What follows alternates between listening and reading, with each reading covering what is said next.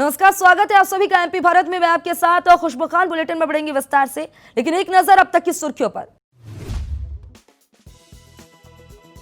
पत्रकारों की सुरक्षा को लेकर सीएम शिवराज सिंह चौहान का बड़ा बयान। पत्रकारों को धमकाया तो जेल जाने पर आसानी से नहीं मिलेगी जमानत।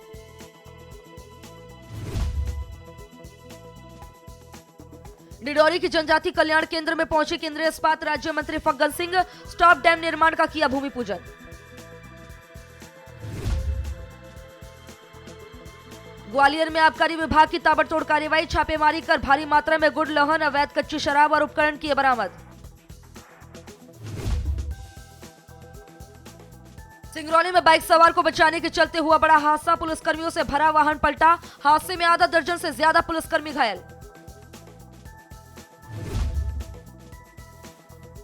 और टीकमगढ़ के नगर पलेरा में आयकर विभाग की बड़ी कार्रवाई। टैक्स चोरी करने के मामले में दुकान को किया सील। भारत में पत्रकारिता संकट के दौर से गुजर रही है। सच की आवाज को बुलंद करने वाले पत्रकारों पर दिनों दिन हमले तेज होते जा रहे हैं। भारत अब पत्रकारों की सुरक्षा के लिहाज से बेहद खतरनाक देशों की रैंक में आ गया है। देश में हर साल सैकड़ों पत्रकार रिपोर्टिंग करते अपनी जान गंवा देते हैं। न्यूज कवर करते समय पत्रकारों को डराना धमकाना तो मानो आम बात बन गई है। लेकिन अब पत्रकारों को अगर किसी ने भी धमकाने की कोशिश की तो उसकी खैर नहीं। दरअसल पीएम मोदी ने घोषणा की है कि जो पत्रकारों से अभद्रता करेगा, जो अभद्र व्यवहार करेगा या धमकाने की कोशिश करेगा, उस पर 50,000 रुपए तक का जुर्माना लगाया जाएगा और साथ ही उसे 3 साल की जेल भी हो सकती है। जिस पर शिवराज सिंह चौहान ने भी अपनी प्रतिक्रिया जाहिर की है। धमकी के लहजे में उन्होंने कहा है कि आरोप में गिरफ्तार लोगों को आसानी से जमानत नहीं मिलेगी, इसलिए पत्रकारों से किसी भी प्रकार की अभद्रता ना करें और पत्रकारों को सम्मान दें। डिडौली जिले के जनजाति कल्याण केंद्र महाकौशल बरगांव के केंद्रीय इस्पात राज्य मंत्री फग्गन सिंह पहुंचे, जहां उन्होंने स्टॉप डैम निर्माण का भूमि पूजन किया और आजीविका मिशन की स्वयं सहायता समूह की महिलाओं को टाटा मैजिक वाहन दिए। जिसके बाद केंद्रीय इस्पात राज्य मंत्री फग्गन सिंह ने वाहन को हरी झंडी दिखाते हुए रवाना किया। अगर कौन व्यक्ति है, पहले तो अपने लोगों को संभालने की ज़रूरत पड़ती है और इसलिए वो विषय कभी बात करेंगे क्यों ऐसी परिस्थिति बनी, क्या है, उसके बारे में आज कहना मेरे को थोड़ा कठिन है। परंतु ज़रूर हम सबकी चिंता है कि देश के विकास में अगर सरकार काम कर रही तो हमको सब मिलकर के काम करना चाहिए। हमने नीतीश जी को कम संख्या होने के बाद भी हमने उसको एज ए चीफ मिनिस्टर हमने डिक्लेयर किया। ये बहुत बड़ी बात है, ऐसा बहुत कम होता है। हमने इतना अवसर दिया है। अब अगर किसी के मन में इस प्रकार का कोई विषय है तो उसके लिए हम कुछ नहीं कर सकते, परंतु हमारी चिंता है, इसको देखें। डिडौरी जिले के शाहपुरा जनपद ग्राम पंचायत रावकुंड में एक अनोखा मामला सामने आया है। दरअसल जिन मजदूरों ने पंचायत में मजदूरी का काम किया था, वो मजदूर मजदूरी के लिए पंचायत से लिए जनपद कार्यालय के लगातार चक्कर काट रहे हैं और जो मजदूर घर बैठे रहे उन मजदूरों को पंचायत के जवाबदार सचिव सरपंच ने मजदूरी भुगतान कर दिया। ये अजब गजब घटना डिडौरी की है। यहाँ किसी की मेहनत का पैसा किसी और को दे दिया गया। फिलहाल पीड़ित मजदूर और ग्रामीणों ने जनपद अध्यक्ष थानी सिंह धुर्वे से मदद की गुहार लगाई है।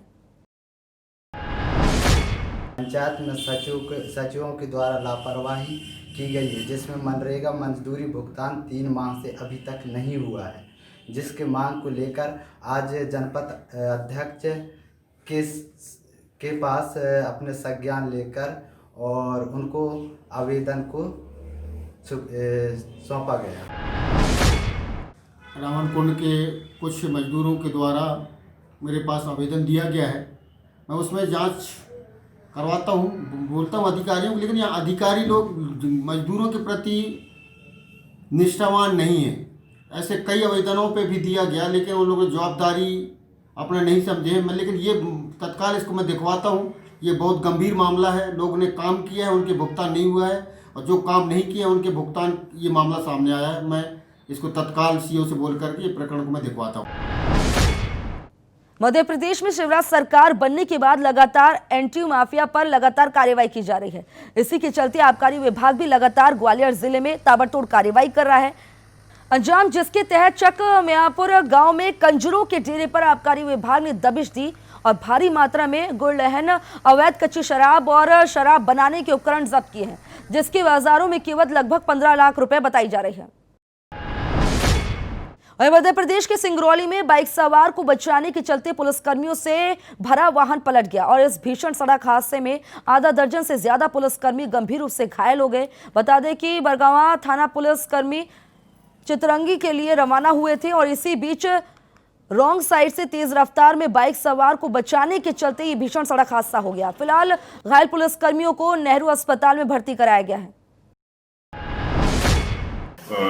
पुलिस बल चितरंगी के लिए रवाना हुआ था। वहाँ पे वार्षिक जो फायरिंग होती है वो होना थी और इसके लिए वाहन से, बोलेरो वाहन से एक एएसआई, एक हेड कांस्टेबल, 2 हेड कांस्टेबल और 3 कांस्टेबल निकले थे।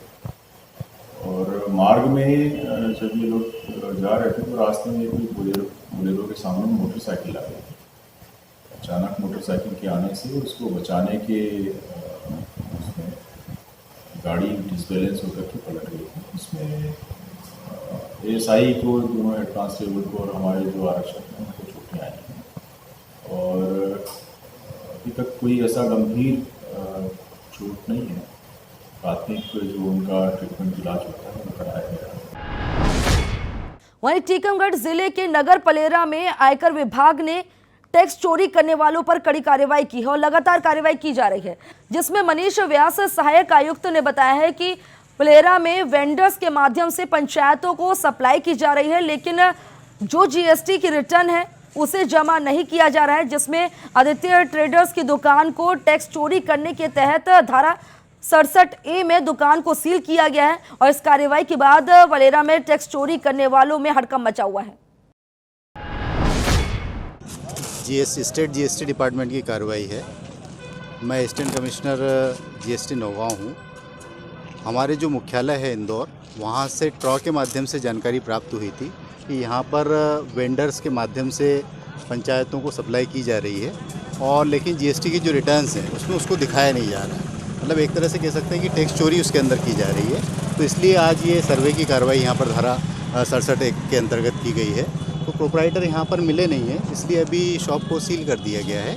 तो जैसे ही प्रोपराइटर आते हैं उसके बाद सील को निकाला जाएगा और जो भी डॉक्यूमेंट्स वगैरह मिलते हैं उसमें स्क्रूटनी की कार्रवाई कर टैक्स का निर्धारण किया जाएगा।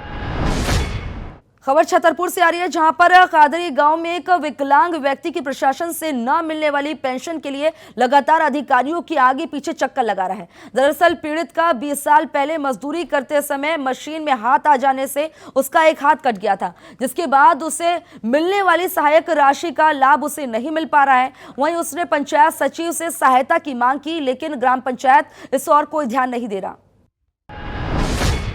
खबर जबलपुर से आ रही है, जहां पर जिला प्रशासन, नगर निगम और पुलिस प्रशासन द्वारा लगातार एंटी माफिया पर कार्रवाई जारी है और इसी कड़ी में बुधवार की सुबह स्थित बोर्ड सिंधी कैंप में भूमाफिया शेखर सोनकर पर बड़ी कार्रवाई कर उसकी अवैध देशी शराब की दुकान पर बुलडोजर चला दिया गया, जिसके बाद पूरे इलाके में हड़कंप मच गया और इस कार्रवाई में भारी पुलिस बल मौके पर तैनात रही।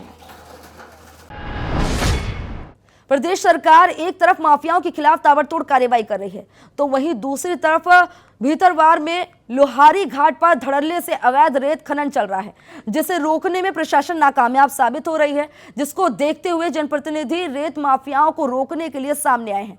बता दें कि भीतरवाड़ा जनपद महिला अध्यक्ष अनीता रावत ने अपने पति मोती सिंह रावत के साथ देर शाम को रेत भरकर निकल रहे 2 डंपरों को बाजार में रुकवा लिया, जिसके बाद घंटों तक रेत माफियाओं को रोका रखा गया। मामले की सूचना मिलते पुलिस मौके पर पहुंच गई, लेकिन पुलिस द्वारा कार्रवाई नहीं की गई, जिसके बाद माफिया जो है बेखौफ नजर आ रहे हैं।